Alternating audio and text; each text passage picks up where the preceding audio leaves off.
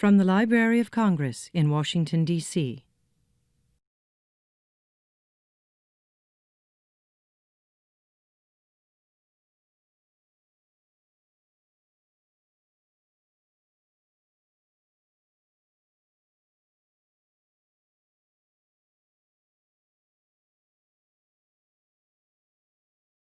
Hello, good afternoon, everyone. Thank you for coming to our afternoon lecture sponsored by the Music Division. And I am so thrilled, so happy to bring back yet again Peter Sheppard Skaerved. He is the Viotti Lecturer at the Royal Academy of Music in London.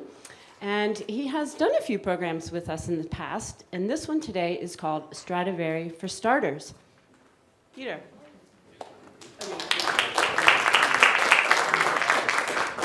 Can I first of all check you can all hear me? Okay, good. I'm told I have a loud voice, so you're right. Let's just start with music.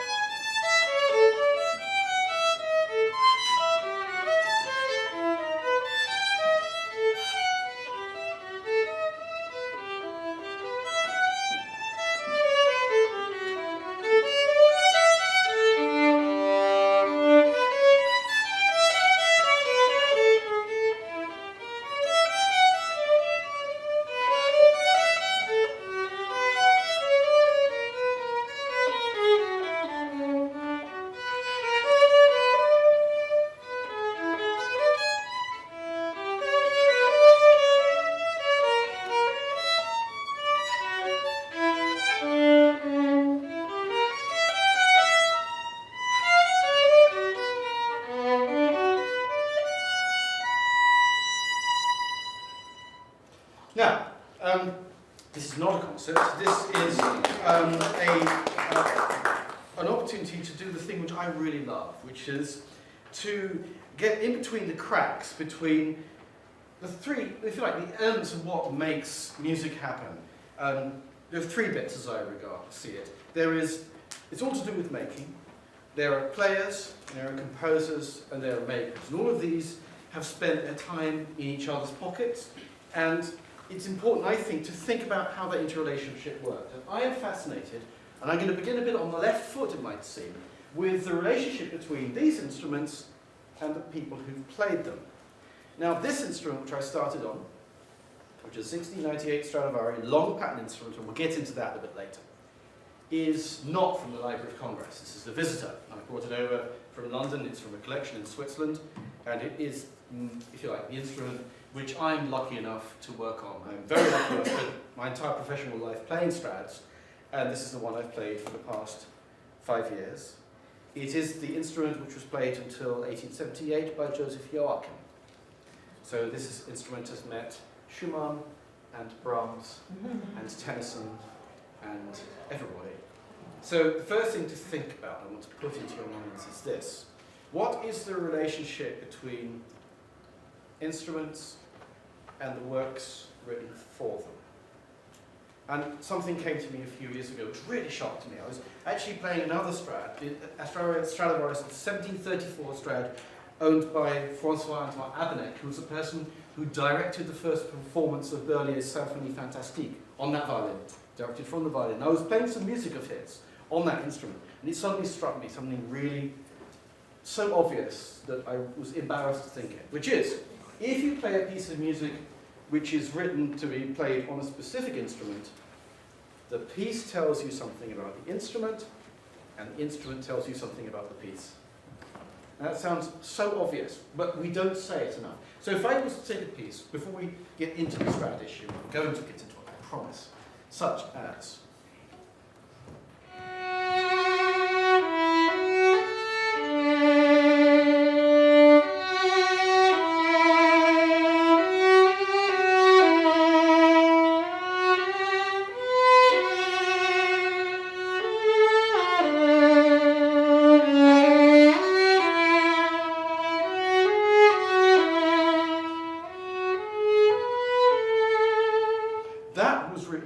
specifically for what this instrument can do. That particular sound on the G string there was the sound that Brahms and Joachim were fiddling with when they played, they came up with that. So just to put that there. So, what we have on the table today is, in fact in the room here, we have 1, 2, 3, 4, 5, 6 Stradivaris and an Amati and a Delgetio. And what I'd like to introduce is a few aspects of, well, let's first ask the question, what, if anything, excites us as audience, as players, and as composers, and makers, let's not forget this, about the instruments that came from Cremona in this extraordinary period, really between the middle of the 1600s to, I don't want to say it ended, but to some point towards the second half of the 18th century in Cremona. There are still great makers in Cremona today, but something interesting happened, or maybe something else. Something interesting happened after the fact of the instruments. So we have to kind of go right back to the beginning. So if you don't mind, I'd like to show you something rather striking. So here is the bow as we know it.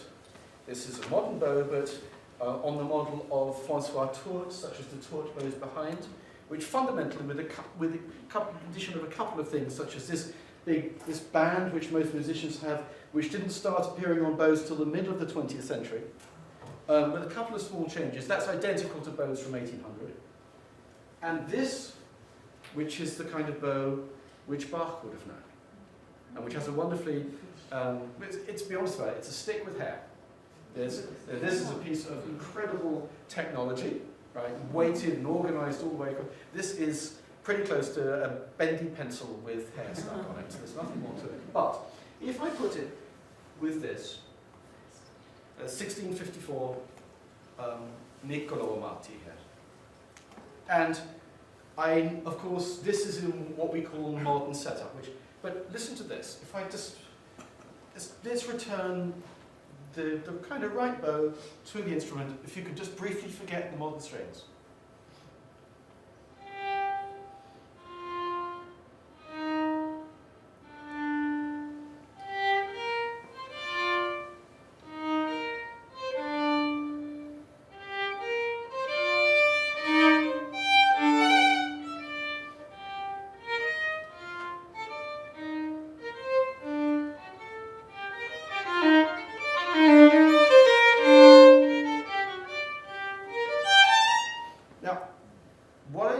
To suggest may sound uncomfortable, which is, as soon as you bring this bow back to the type of instrument it was designed to play, this bow is pretty appropriate for about the 1660s, and this instrument is the 1650s, so we're pretty close.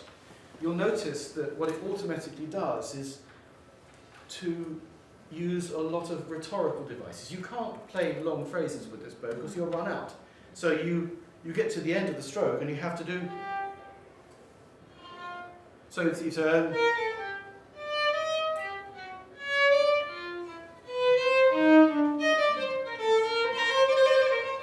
the beginning of Henry Purcell's only piece for solo violin, which is all about this kind of spoken quality. And it's very similar to the way you might declaim poetry. And this bow, if you'll notice, kind of sleeps on the string.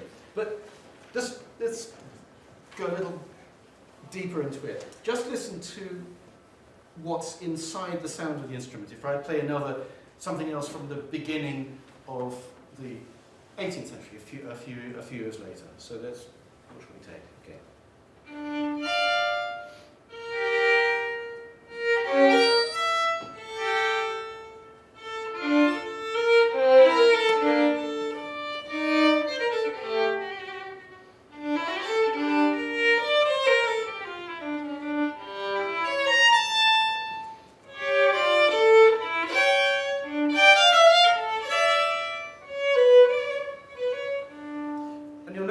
kind of, I would call it really sexy kind of gradient to the sound. That is a...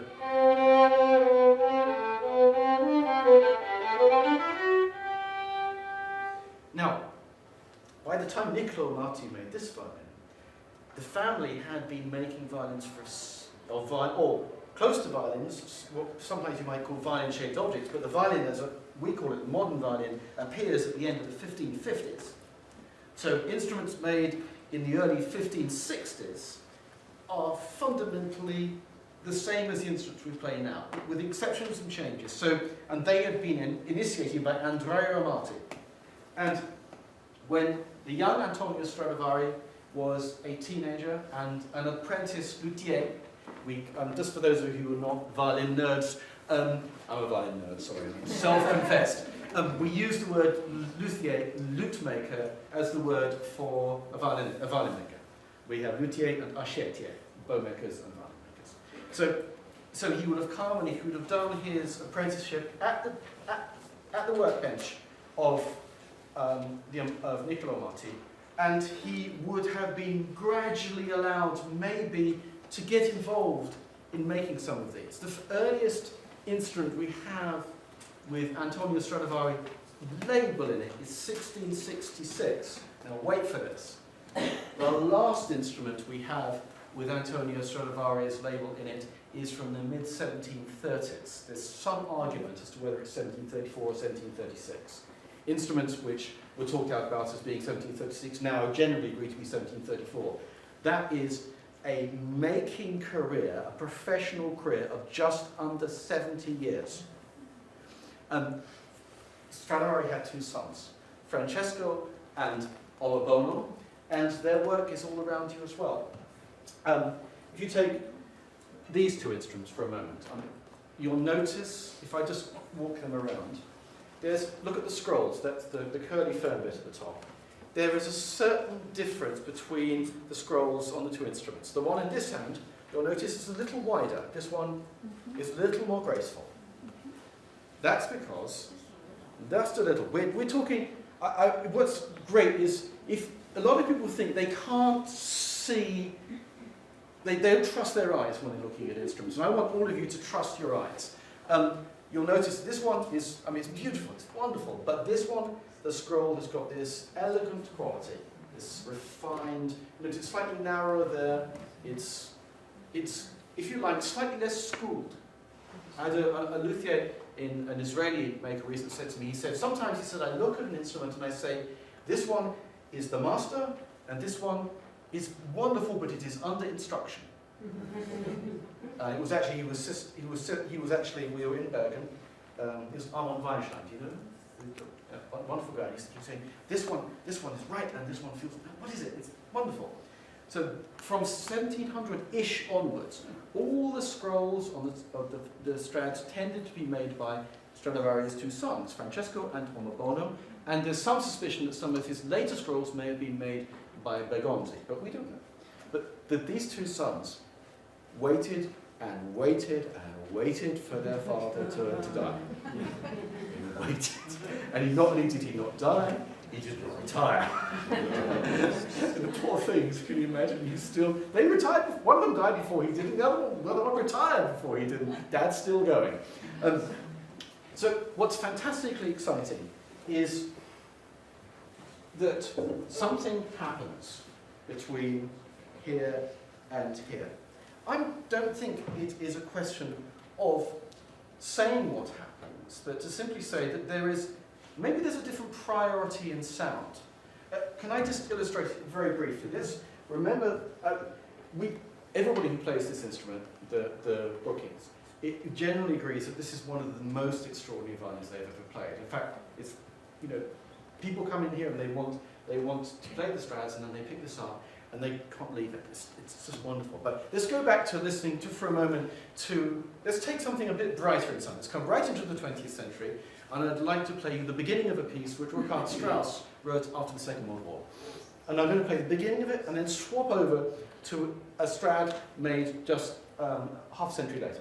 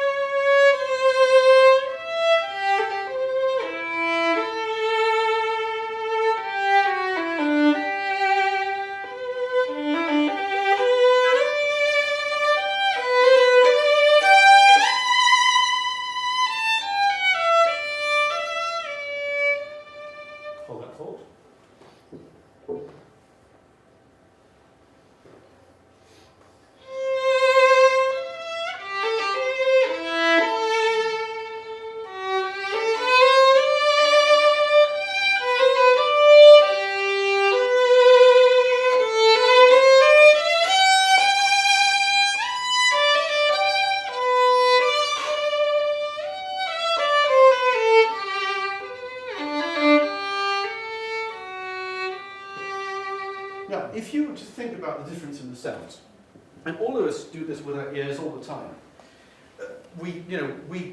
all of us listen across a huge range of hertz all the time. Now, what strikes me, and I'd be interested to see what people think, is that the earlier instrument tends to pull your attention to a slightly lower range of frequencies. The other instrument pulls you to slightly higher harmonics. In fact, what strikes me, it's about an octave, maybe under an octave difference. Now, there's an important thing that does. Up close, a Stradivari, it really shocks people. Up close sounds rather quiet. It's really, they think you get close to it, you're going to have this thing right in your face and it's going to be so loud. The interesting thing is up close, because of the way it functions, and almost without exception, the Strad has this almost silvery quality. But what's interesting is the further away you get from it, the more the sound finds its way. So I've recorded with what seems being rather quiet Stradivari, with large orchestras, and they can't understand how they can't drown it. Whereas an instrument that sounds very loud up close, sometimes, and it's often the case with an Amati, you try playing a Shostakovich concerto with an orchestra, you won't be heard. It's all to do with how sound moves around. Okay, I want to make a sidebar now. One of the things that really fascinates me is, and all the curatorial staff in the place cover your ears, is damage. Damage to instruments. It's fascinating because it's in the wear, performance wear is a nice euphemism for it, but it's damage, let's be honest. We can find out how the instruments were kept and how they were played. I know there are a couple of violinists in the room. How many people have got an old violin where they have noticed on the back of the scroll that there's a wearing down here? Anyone seen that? Can I just guess we have a real violinist here? Can you see what I'm talking about? See how? This is my fiddle, so you can touch it. Can you just rub that bit there? Okay. And then rub that bit there. What's happened to it? Can you tell me what's happened to that? How would you smooth something down like that? How might it happen? No, but how might it get like that? Have a guess. There's no such thing as wrong around me. Have you ever rubbed something till it got smooth? You ever tried that? No. When I was a kid, I used to think it was because this was... we all sit there in orchestra practice like this. I challenge any violinists not to know this wonderful... It's better than any soft toy. There's a serious point there.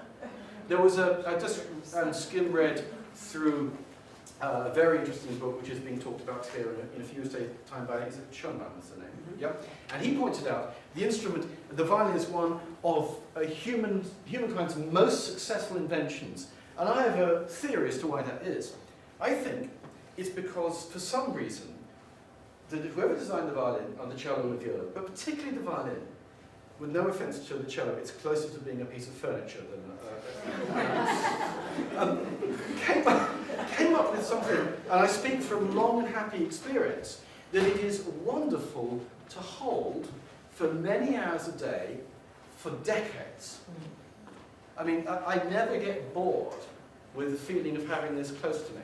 You never do. So there's a lovely word, quiddity, thingness, which the quiddity of the violin is something which draws us to it. But let's get back to that rubbing down. So we have it on this one. Can I show you on another one of the instruments here? I have a feeling that it was on the back of it's on this back of the Delgesi here. Let me just show it to other people. So you see this wear pattern on the back of the scroll there. The reason for this is to do with the early history of string instruments. String instruments were made in groups, and they were made in groups in the same way as viols were made in chests of vials, to be sent off, to be played. Don't forget, nothing to do with the cello. The cello is a modern invention. The cello in many ways is an interloper in the violin family, and in design ways doesn't really fit. Especially, it also has no real business being a bass instrument. It's not a bass instrument. A string quartet is a combination of instruments missing the bottom. The cello is a kind of miracle, but it really doesn't make that much of an appearance until the early 1700s. So, violins were made in groups, and they would be sent off in boxes, and they would be kept in collections where they weren't moved around, even quite late in the 18th century, violinists, even virtuosi, going from one house or palace to another, didn't take their instruments with them, but they played what they found there. And the instruments would be kept in shelves, and they would be taken in and out like that, and it was rubbed down. So that's, if you like, that's performance where from the 17th, even sometimes the 16th and 18th century. And that, but this, before we get back to hearing a bit more, if you look at the underside of an instrument here, there is performance where from more recent times. In the 19th and 20th century, there was an industrialization of the violin. Material started to appear increasingly on the violin, which had never appeared on it before. That's metal. Metal, in many ways, always had no place on the violin. And one of the places metal started to appear was here, where you get these things we call adjusters. One of the problems with adjusters is, and modern string design, is you have all of these things that stick down underneath, which means that lots of violins, including this, which is a violin in incredible condition, have a whole range of dents and scratches underneath the tailpiece where the thing has fallen down and smacked into the top of the instrument. And of course, one of the interesting things to point out is that when you dent an instrument like that, even like this, even if a maker dents it, at first you don't see it, but gradually dirt finds its way into the scratch, which is where you get a fantastic patina like the front of this. When those scratches were made, of course, they were light coloured, but gradually the material found its way in there. Okay, so let's just hear a little bit of this, and I want to move over to the next stage in bow design. This is a copy, a modern copy. Both of these bows are modern copies made by a wonderful archetier in Genoa called Antonino Arienti. And this is a copy of Tartini's bow in the museum in Trieste. So it's designed to play music lang.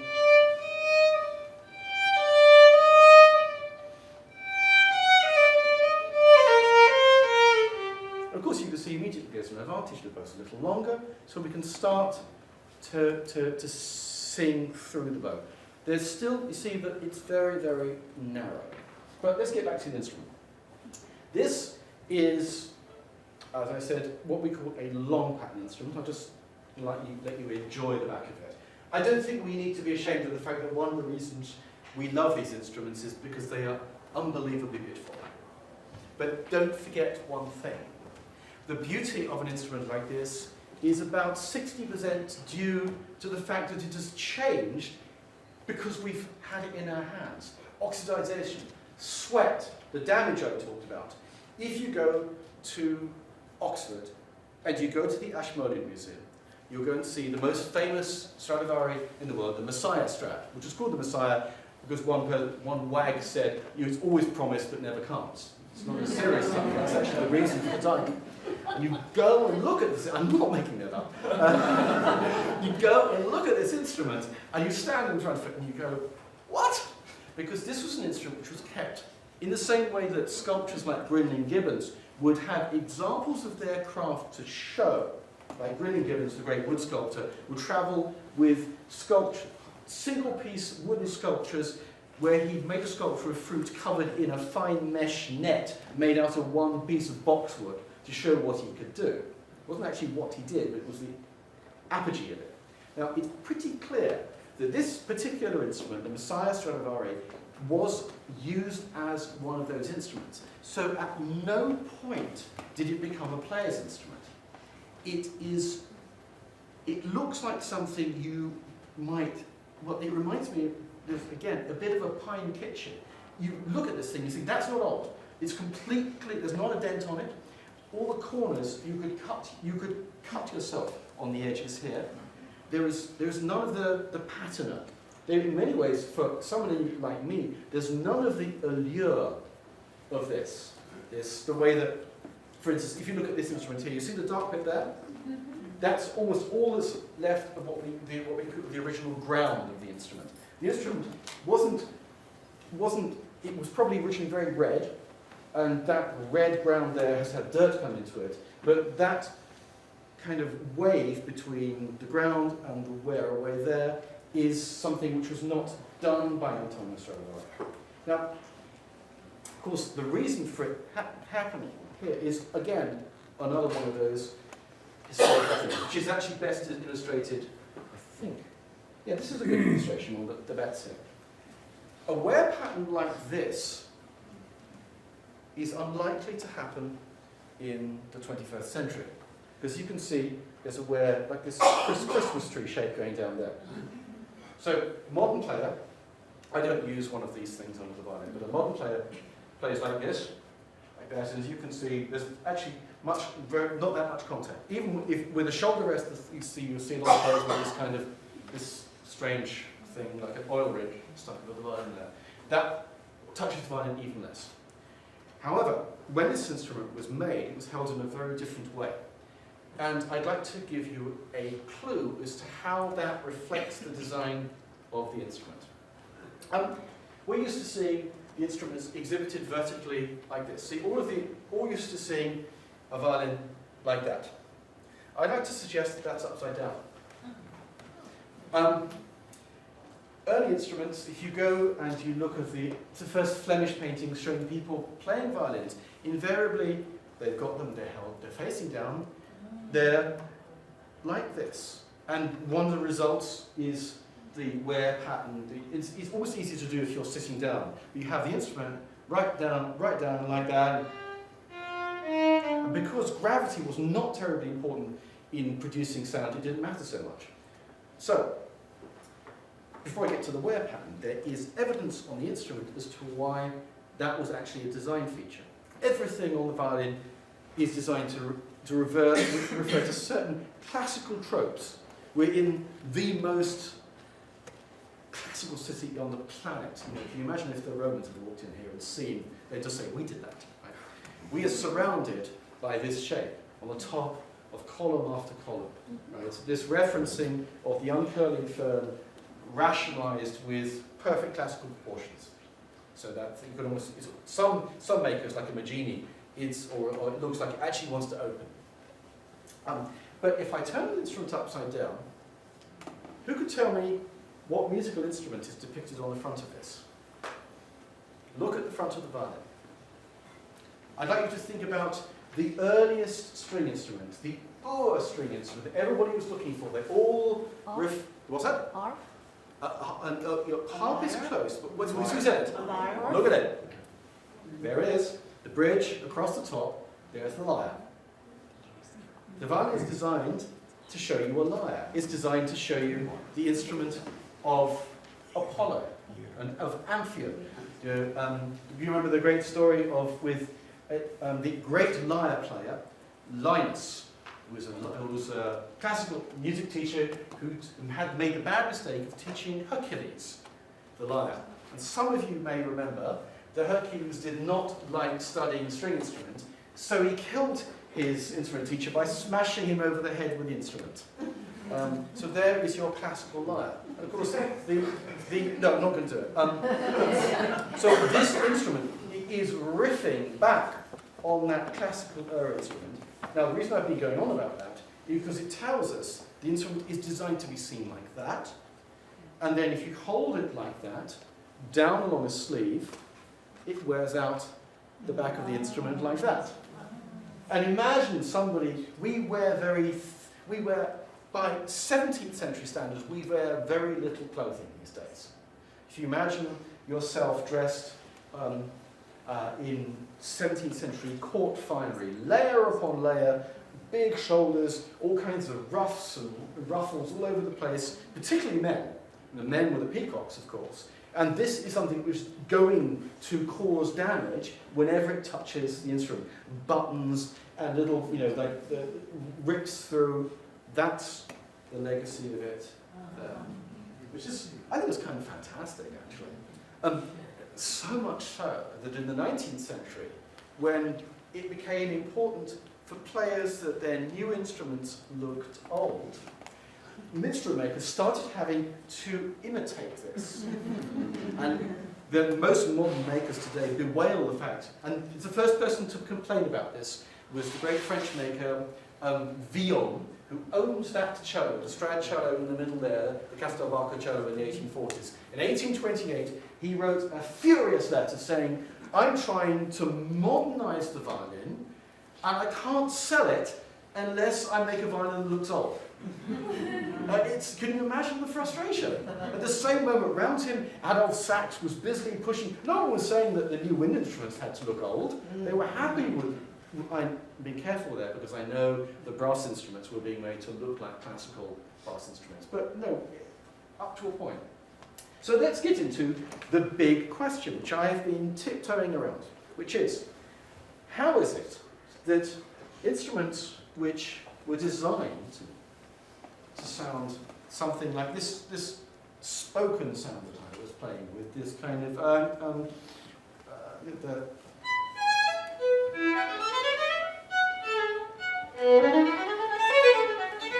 sort of whispering and chattering.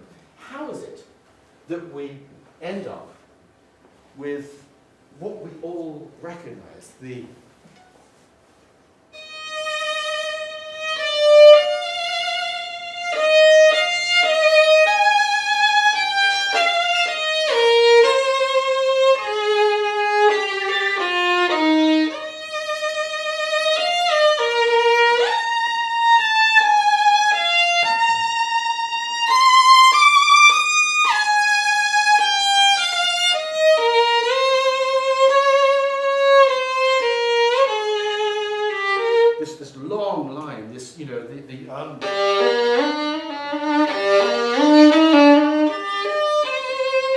because certainly Stradivari and George who made this wouldn't recognize that, but the instrument clearly does this. So again, I have to come up with something which is to do with coincidence and something which is to do with luck.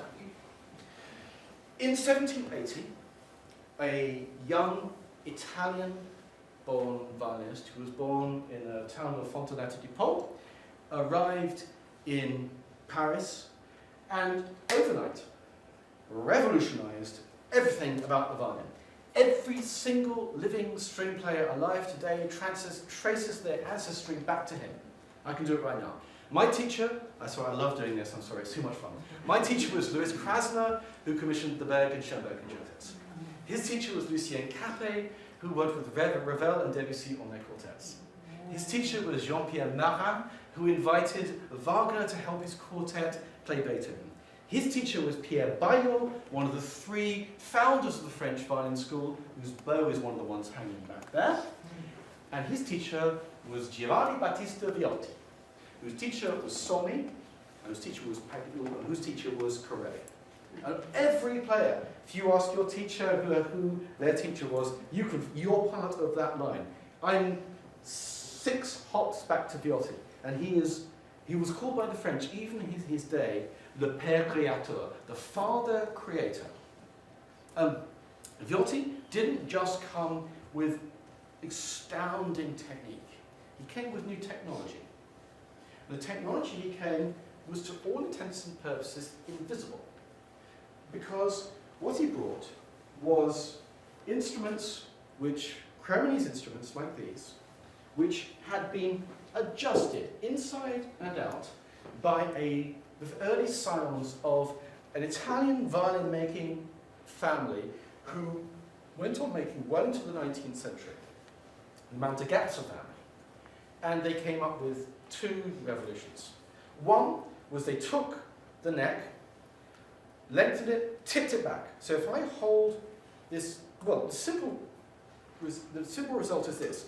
If I put this on a flat surface, I've got to show this, here's the space here, it won't sit with the back. Now, nobody is, I wish I could show you all of that, but if you hold it like that, you can see the back of the scroll is tipped back. Now, nobody's going to design that. That's the result of this tipping back. The result is you get a different angle and longer string length, which has interesting sonic results. But the most important part of the change is unseen on the front and outside the instrument, but inside here, it's a huge mystery how sound waves find their way around the violin. Millions of dollars have been spent on trying to solve this problem. But when it comes down to it, and I've spoken to physicists, to makers, to occultists, oboists are worst. You don't, I tell you. But there's two important elements inside the instrument. When you forget the architecture of curves and quadrants out here. On this side of the instrument, we have a thing called the sound post, which is sometimes called the soul of the instrument. And the sound post is placed slightly away from the place where the bridge is here. It's a bit of a mystery where it goes, and there are people who have various sums as to where it should be. Like the bridge, it's loose standing. The bridge, of course, is not glued to the instrument. It's only held up by the pressure, about between 70 and 90 pounds of pressure coming down on that. The sound post doesn't hold the instrument up. The instrument is a miracle of architectural technology. You take the sound post out, even at full pressure, the bridge won't crush it. The sound post is set semi-loose inside the instrument, around about there, and takes some elements of the vibration from this side of the instrument to the back. But that was not changed, although there were efforts in the late 19th century to experiment with all kinds of other sound posts. Hollow sound posts were all the rage in the 1890s. It was didn't work. However, inside here there is a thin strip of wood glued to the back of the instrument from about here to here, which we call the bass bar. Until Viotti arrived, the bass bar was relatively short. But what the Mantegazza brothers had started to experiment with doing was to lengthen and thicken the bass bar. And the result was, in Viotti terms, material that sounded like this. What we're looking at is a sea change in how the instrument works. If I just played the beginning of a tiny unaccompanied piece by Viotti,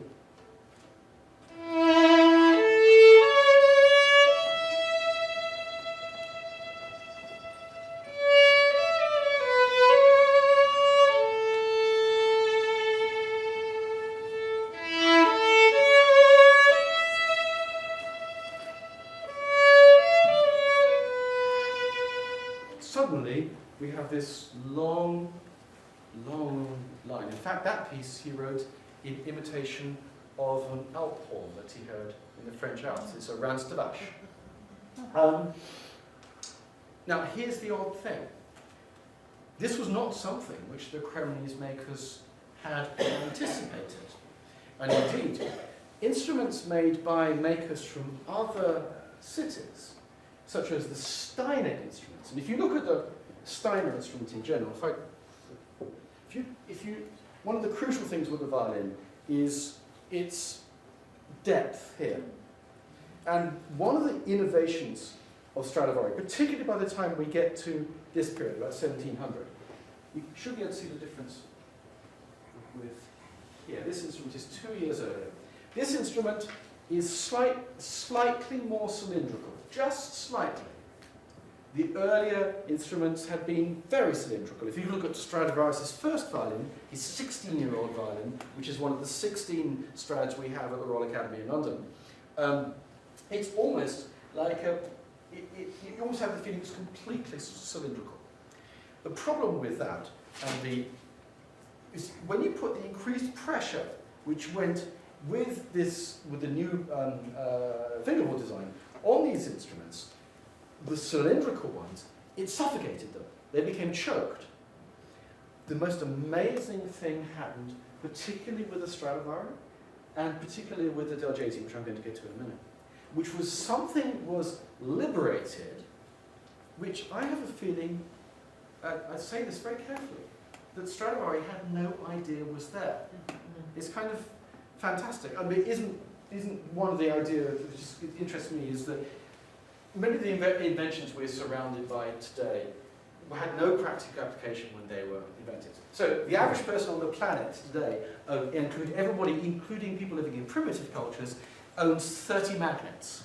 Most of you with mobile phones and things are each carrying on you maybe 15 magnets right now. But at the beginning of the 1600s, magnets were an object of mystery, lodestones, things to be inquired of by the Vatican. People were put on trial for fiddling with them. They didn't know what to do with them. In 1892, when the electron was discovered, nobody knew what to do with it. Now we live in a world which is run on electronics. And I kind of think that's rather similar to Stradivari, Amati, and Delgado came up with something, which then when a kind of, literally a lightning bolt was shot into it, something happened which gave us this incredible sound, this unbelievable resource which we have today. I'd like to now bring up another issue, which is to do with what is it that players and composers find exciting about great instruments. And I'd like to suggest that one of the things is to do with colour. And musicians use the word colour very freely, without thinking how strange it must sound to people who are not musicians, that we're talking about colour and sound. But we talk about it all the time. And there's nothing to do with neurasthenia. We're not talking about seeing colours, we're talking about how we articulate the timbre we call it here, I think, difference in shadings of tone. And different compositional schools have approached that in different ways. So to kind of be very cliched about it, in the 20th century, the early 20th century, the school which was seen as being the most interested in colour was French composers. So if you think of Claude Debussy with things like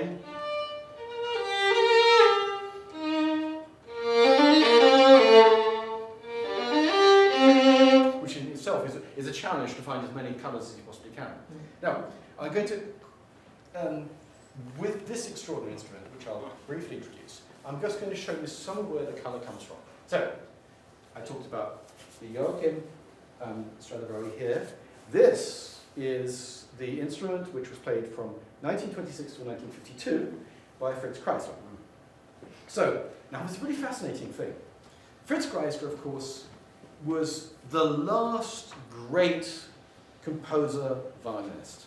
So much so that in order to get away with it, for many years he had to pretend that he was a musicologist, pretending that pieces like this were great discoveries that he'd made. And eventually he was outed, and there was a bit of a scandal, and a new American music critic came up with the great thing of saying, does any man who has kissed the wrong girl at a party, is there any man like that going to condemn the practice of kissing? Because all love these pieces. How could? But Kreisler was in trouble for this.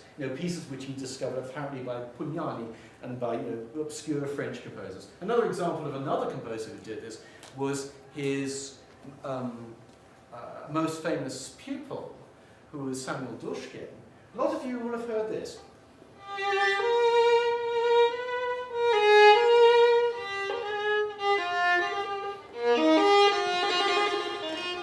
Which is purporting to be a piece by the blind 18th century French pianist von Paradis, whose career was ended by the charlatan Mesmer. It's not. It was written by Dushkin. It's a wonderful fraud, which we all grew up playing. So Kreisler's works were written to be played on, the later ones, on this violin,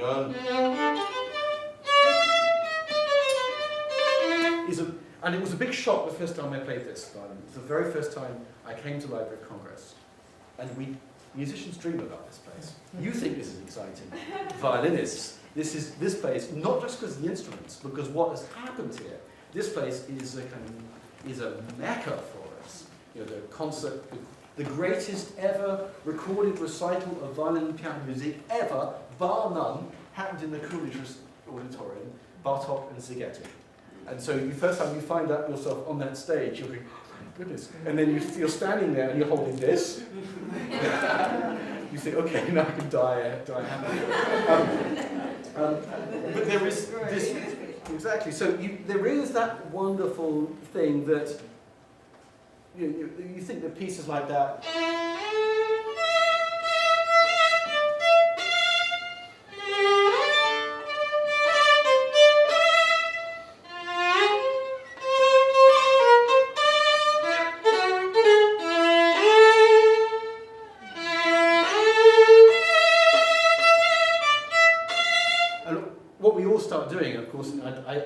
doing it in public, is we start reaching back for something we all believe is there. We believe that these instruments, because they're organic things, they're like pieces of seaweed, they reflect the weather the whole time. They, just as much as you can't get rid of the footprint, we listen to them for the hope that hiding in there, there's this voice. This is the instrument if you're an English person. Fritz Kreisler premiered one piece which he didn't write. For a composer, he was very uninterested in other people's music. He did commission one great piece, which is the greatest British work for violin, which was the Elgar Concerto. So this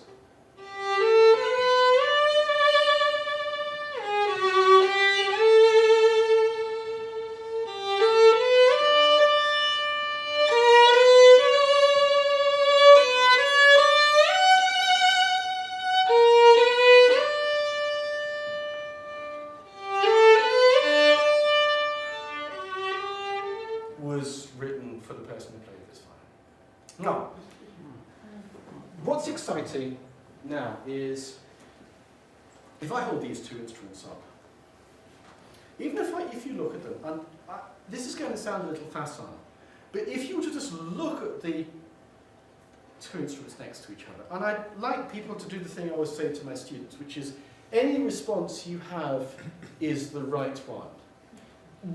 What would you say, just looking at them, in terms of really brute language? What is the difference between these two instruments? Just that, call that. What would you say? Look at the two instruments next to each other. This is darker. Yep, darker and lighter. That's a good idea. Anything else? Oh, no, that's a later thing. That's a good point. Okay, yes. Okay. Just in terms. Interesting question. Which one looks smaller? The one in your left hand looks smaller. Left hand, exactly. There's that difference in shape. What about the kind of aesthetic of them? It's more graceful. Which one's more graceful? This one? Yeah. That one's more graceful? Okay, that's interesting. Really exciting things. All of these are some of the things which articulate a sea change that happens in Stradivari's lifetime, moving over to what Del Gesio does. And it's some of the reasons that this instrument, the Del Gesio, in some ways has become the instrument of choice for soloists in the past 40 years or so. The first thing is, someone pointed out the more graceful thing. I would suggest that's something to do with freedom. The Stradivari, in the height of his technical powers here, this is woodworking of unbelievable quality. If you look, for instance, carefully at a violin, the mark of the wheel ability is what we call the purfling.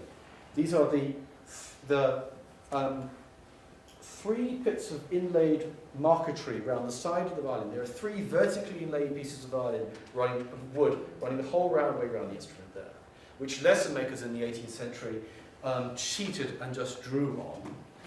A number of quite respected numbers, which is actually designed for two things. It's designed to stop a crack or a split here finding its way into the instrument, because the big problem for an instrument like this is cracking.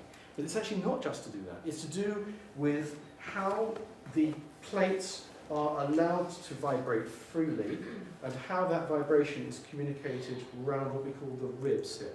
The violin is an amazingly anthropomorphic thing. So we have the scroll, which is on this called the head, the back, the shoulders, the ribs, and the belly. So it is, and anybody who knows their Cycladic art, and you'll recognize the violin form, which starts appearing a couple of thousand millennia before the Christian era. So this violin form is referring back to that. But the Stradivarius model here is all about fantastically controlled classical mathematical proportions taken to their nth degree. Guarnerius Del Gesio comes along, and there's some discussion as to what his actual relationship was with the Stradivari workshop. And let's be honest about one thing. Violins, just like paintings in the 17th and 18th century, were not made by one person. Anyone who's seen the acreage of paintings produced by Rubens will know no one person could do all that. And we have become, since the 19th century, really obsessed with the idea that something to be authentic has to be made by one person. These are the products of small atelier with work being sent in different directions. However, what starts to happen is round about the end of the 1720s, something interesting starts to happen to Del Gesù's making. Recently, a Del Gesù was sold at auction from, I think, 1724 appeared. I was lucky enough to play it. It came through London. It's a very exciting day. 2 instruments came through, and I was called in to see them. There was this, and there was William Primrose's Andrea Guarneri viola, which was one of the, that's another one of those instruments, which holds the soul of the player in it. You know, I could be Primrose for 5 minutes. But the interesting thing was there was this you pointed out that really astute observation, that for all of its kind of heft, the Guarneri tent was originally a smaller instrument. And this, the earlier Guarneri, which this was a very almost petite violin, a little bit prim, actually. So it's a bit of a shock to see within 6 years he was going to produce this thing, which, whether it's small or not, is full of assurance, and it's someone who's throwing away the rule book a little bit. So here's the kind of exciting thing. Let's just go back to the scroll. If you look at the scroll from this angle here, and just don't look at it from the cute angle there, but just there, and how these things flame out, you'll notice there's a degree of kind of devilry in that. Now I know it may sound a little bit over the top to say that. One of the things to be pointed out, of course, is that there have been almost no ambidextrous makers. And this is a really important issue with bow making. I know this sounds, because all bows, you can tell when you look at the bow whether the maker was right-handed or left-handed, because when you work on one side, you're working backhand. Or when you're actually working on one side, you're working forehand. You can't change hands to do it. And if you were to get close to the tut bows up here and look really carefully at this line here, the sharp bit there, the mark of the tut was he worked so fast that people didn't notice this till comparatively recently, and they didn't try and imitate it. Tut bows, this is a wavy line, because he's worked the wood like that, and then turned the wood over and worked it backhand, so you get this snaking edge there. So, remembering what you just saw with that scroll, and then if you look at, which from that angle didn't look as graceful as from the side, now if you look at this one, this is the 1698 scroll, which we know that Stradivari himself made, there we're looking at extraordinarily classical control without being prissy. And this seems to be, this is something I'm playing around with right now, that until Del Gesù had the guts to throw away the rule book of the people around him in this small town in northern Italy, he was a little bit hidebound. And if you talk to violin makers today about this instrument, they're saying, you know what's really exciting about this? This is the turning point instrument. This is just about Del Gesù declaring his independence. Now, if you go to Genoa and you go and see Il Cannone, the violin of Niccolo Paganini, which I'm very lucky to have played a number of times, that's 10 years after this. By that point, he's just cast all caution to the winds. But at this point, there is still enough of the Stradivari feel to it. But can I just try something else? Let's do another one of those sound things. So I'd like to talk a little bit about what attracted players to this instrument in the comparison with the Strad sound. So if I play the beginning of a bit of Paganini,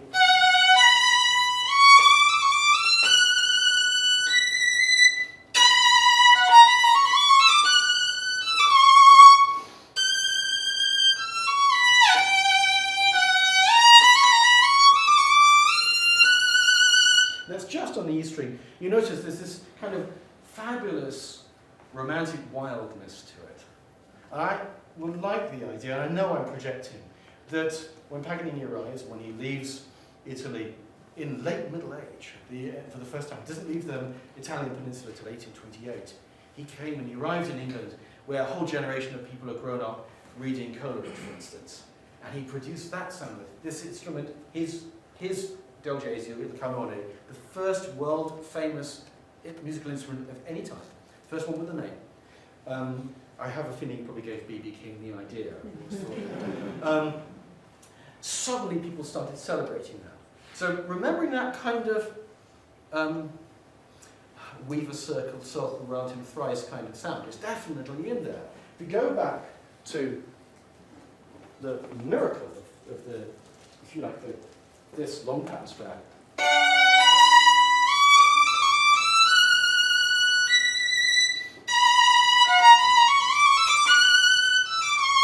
This lends itself to slightly more control on the sound. And today, to be honest, what players love, and this is not to repeat it beyond these four walls, pretend you only heard this from me, is if you make a mistake on a Strad, it tells everybody about it. Big time. If the Delgatium has got this fantastic safety net, because you can whack it. I have a feeling that's why Paganini loved it. So when he found this, because he owned his one probably from 1802. There's a story that he repeatedly lost his money. Like a lot of musicians in the 19th century, he was gambling. And there's a story that in 1802, concert in Livorno, he'd lost his violin in a gambling match, and he had to play this piece, ironically.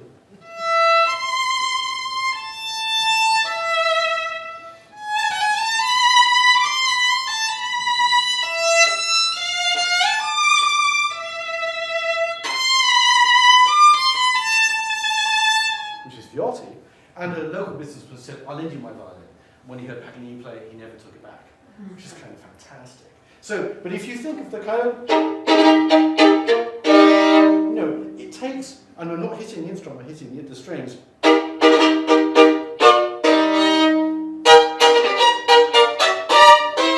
It doesn't squeak, it doesn't bite back at you. And that's, it just takes it and cushions it. And that is the reason for the great love for this instrument today. I think the people who prefer it are a little chicken, actually. I have to be honest about that. And also practice because I'm also a quartet player. One of the things about being a chamber player is that you sit with people, you spend years with them, and they become very sensitive to what you bring in. And occasionally I've brought an instrument into a quartet rehearsal, and they said, "You bring that one in ever again, and we're never going to play with you." It's happened a couple of times, because I tend to have fun with these instruments. They love the middle period Stradivarius, but and something like this, which is perhaps the reason that the players such as Joachim loved it. So if you imagine playing like Beethoven on this,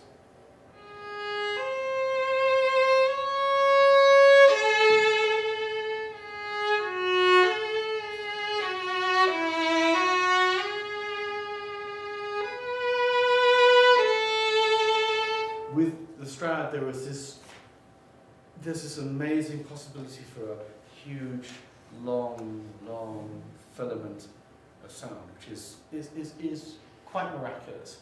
So these are, in many ways, they are chalk and cheese from each other. So we've kind of moved from one end to the other. Before I go on, is there any questions? Because there's all kinds of interesting people. Yes.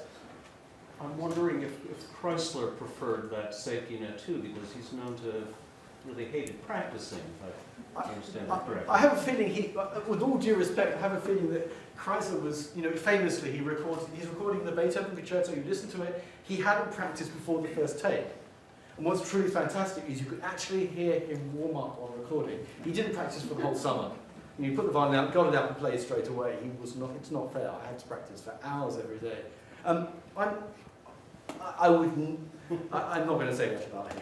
No, sorry, I'm not going to do that. No way. No. One thing we have, the Library of Congress have, which is one of the most moving things I've ever held, is Chrysler's childhood violin, his Hauptgeiger, which is just fantastic. And you hold this, it hasn't got strings on there, and you think, this is where it started. I'm far too excited about getting close to them, but we do hope. You hope that something is going to rub off. Please let something rub off. Yeah. I just want to be Peter, what you were saying earlier about the Viotti sort of revolution, replacing the back plate.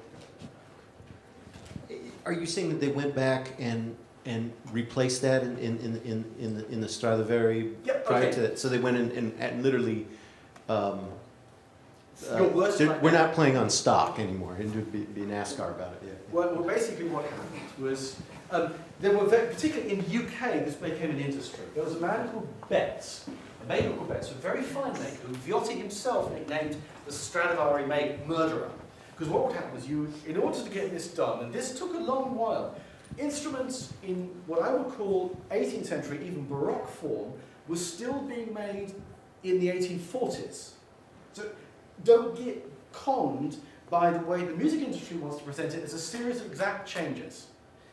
If you read Hector Berlioz's railing against the, if you like, the motley crew of wind instruments he found himself facing in front of orchestras, I promise you, if string instruments had been louder, he'd have been complaining about that too, because every orchestra was all kinds of different types. But what would happen was you take your instrument into Betts, or into Forster, or into Vion, rip the front off, rip the neck off. Now, wait for this. Very often, the neck and the scroll will be thrown into a pile in the corner, and I'm not exaggerating.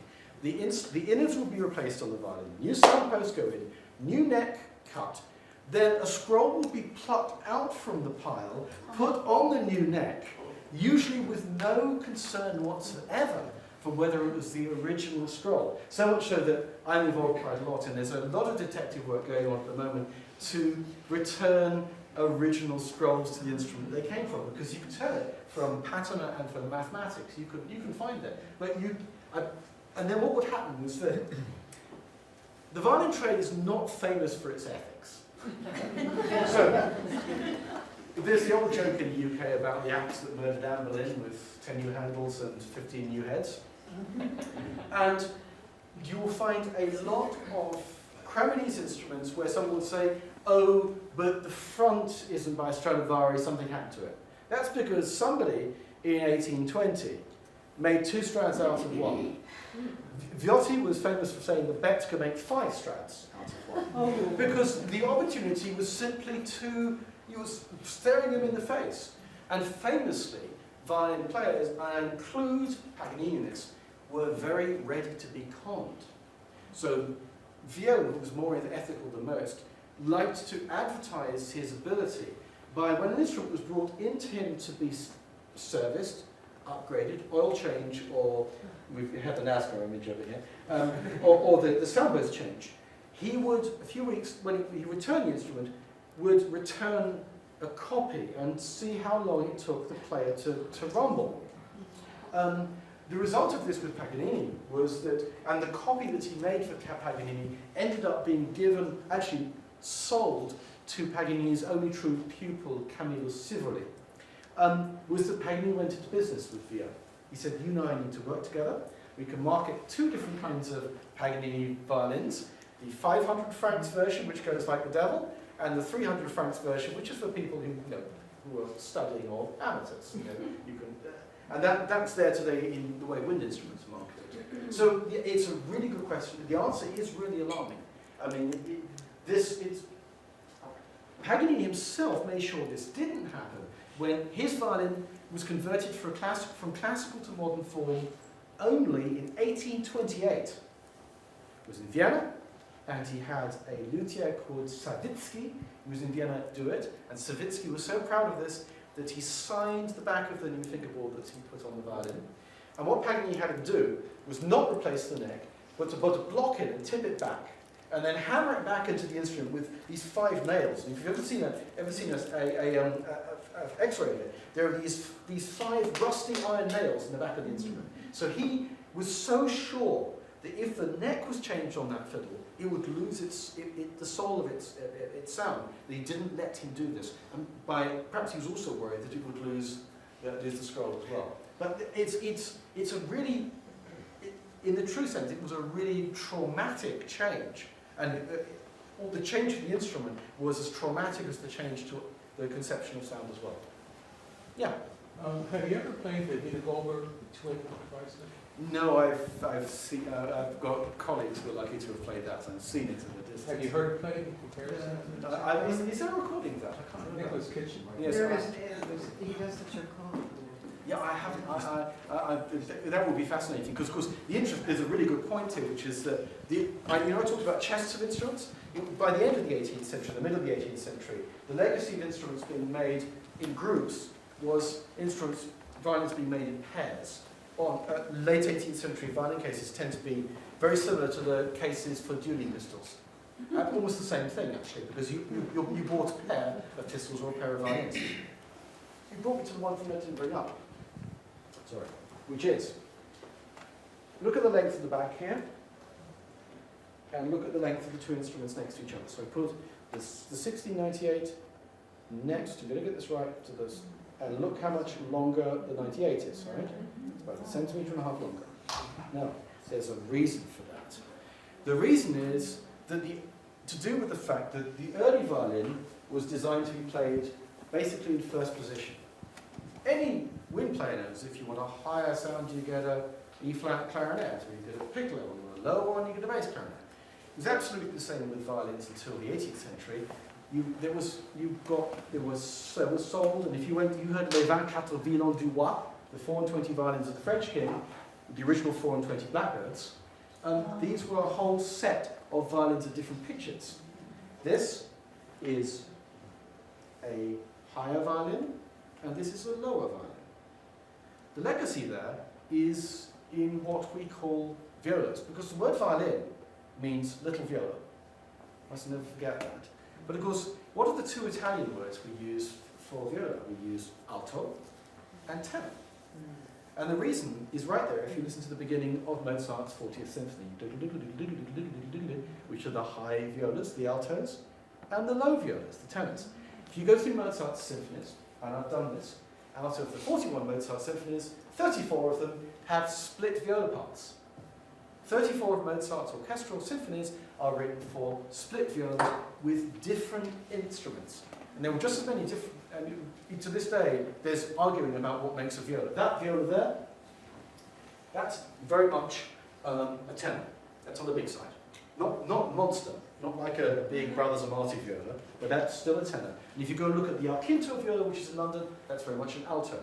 A tenor viola tend to work very well at the bottom of the instrument, and alto viola tends to work very well at the top. The Arquinto, which is one of the most beautiful instruments on the planet to look at, the C string, I say this with love, is a rubber band. It really is, because it's not really designed to function down there. But that difference there tells the whole story of the change of the violin. Okay, I think we're nearly out of time, but is there one last question? Oh, yes, please. You haven't talked very much about the wood and the varnish of these. That's because I'm not really an expert on it. You know, I would love, this is where you, what I will say is this, and I don't want to be, I'm going to knock down a little bit of a myth. There has been gallons of ink spilt, there have been people writing doctorates about the secret of the varnish. Now, the reason they can talk about the secret of the varnish in Cremona is because none of these makers moved. The Amati family basically stayed where they were, the Stradivari stayed where he was, and Dalgesi stayed where he was. But what's really interesting is what happens to the varnishes of instrument makers who change city, such as Paganini. Well, a simple thing happens. It's pretty clear that the main place that violin makers were getting their varnishes and their colours from was the local paint shop. And every time Paganini moved city, his varnish changes. There was not a magic formula. And I know it's very important to people to say that the varnish is going to be the magic thing which sorts it all out. And I promise you that if Stradivari had moved from Cremona to Bologna or moved to Venice, his varnish would have changed because he'd need to buy different materials. It could have been. But I've played copies of these instruments in the white, and I can tell you, an instrument in the white, that's with no varnish on it at all, is astonishing. The violin itself, whilst there's an allure to the varnish, and the varnish definitely does something to the sound, it's one of the elements, and it's not quite as, I don't believe it's quite as fundamental, but I'm ready to be corrected on that. The great joy for me is I work with a lot of makers, so I have my area of knowledge, and just as much as if I was flying a plane, I like them to have their bits of secret arcana, which I don't understand. So they explain it, and I look like I understand, and I go to my happy place. So I'm really sorry. That sounds awful. There has been some question, which is now widely being debunked, as to whether or not the reason for the instruments being great was that the wood was very old and seasoned when it was used. That's simply not true. We now know from the dendrochronological research pioneered by a man called John Topham, who can look at a violin and tell you which part of Italy the tree was cut down in what year. I mean, he's been hit, hasn't he? It's really scary. There's lots of people very scared of him. It shows that a lot of the wood being used was very new. So the whole idea of houses being chopped down in Cremona with ancient wood is very sweet and very nice. I have a feeling we're probably out of time now. Well, there's always tomorrow. There's also, so tomorrow, if you're interested, it's going to be a more music-driven thing. The one thing I want to say about this, the Library of Congress, and I come as a guilty Brit, is one of the most idealistic places on the planet, without doubt. I have something I call my Washington grin, which is the face I have on the expression I have on my face when I walk down Capitol Hill after I've been working here, which I'm not a smiley face. and I find myself driving to my friends over the Potomac after I've been here. It's an astounding place, but one of the reasons it's astounding is actually nowhere else in the world is there this intercept between instruments and the techne of instruments, not just string instruments, but wind instruments and keyboard instruments, the paper holdings, which I know sounds incredibly dry, both in terms of music, the arcana around music, advertising, diaries, which means you have here the ability to kind of really reanimate things. So every time I come here, and this is, working here is one of the great joys of my musical life, there's this opportunity to say, look at fine detail and imagine things. That's what for me, the most amazing thing is to finish up with. Somebody asked me about the design on the tailpiece, so I can't resist not finishing with this. The tailpiece, of course, is something which is an addition. This is the most famous tailpiece on the planet is this one here. I had a poster of this violin on my wall when I was 10. And I've been looking at this violin playing angel since I was 10. And today I noticed something about it. There's not only a violin playing angelic figure, but under the angel there is a cockleshell. Of course, the cockleshell is the symbol of the pilgrim. And I thought, isn't that just fantastic? The symbol, every pilgrim coming back from Santiago de Compostela bore a cockleshell. And I think that's just wonderful, the fact that I know Chrysler would have loved that, and even if he never said it. So that actually has moved me tremendously today, that tiny detail, which is what this place is about, the tiny detail which gives us the ability to dream a little bit. So I think we're done. Thank you very much. This has been a presentation of the Library of Congress. Visit us at loc.gov.